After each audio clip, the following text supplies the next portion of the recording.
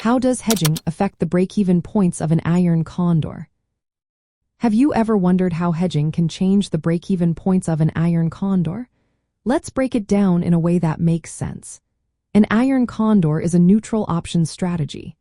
It involves selling an out-of-the-money call spread and an out-of-the-money put spread, all with the same expiration date.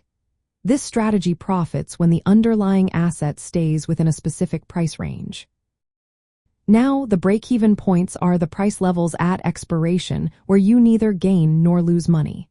These points are calculated based on the strike prices of the short options and adjusted by the net premium received. So, how does hedging come into play?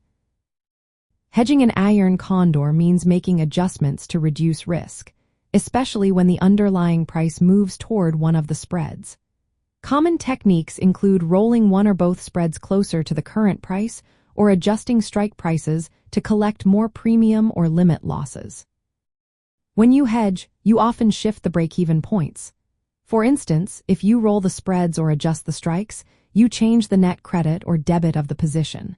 Let's say you close the original iron condor and open a new one closer to the current price. This can generate additional credit, which increases the total premium received. As a result, the lower break-even point moves lower, and the upper break-even point moves higher. This gives you more room for the underlying price to move without causing a loss. Hedging can also change your risk-reward profile. While it can reduce your maximum potential loss by tightening the spreads or repositioning them, this often means you might reduce your maximum profit. By increasing the premium through hedging, the break-even points adjust outward. However, if you only adjust one side, the position may become more sensitive to price movements in that direction.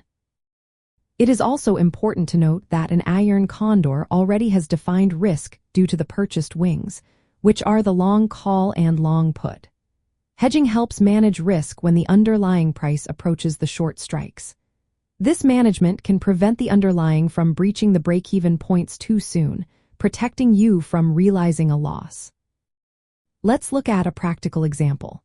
Suppose your original iron condor has a call spread at strike prices 105 and 110, and a put spread at 90 and 95, with a net premium of $2.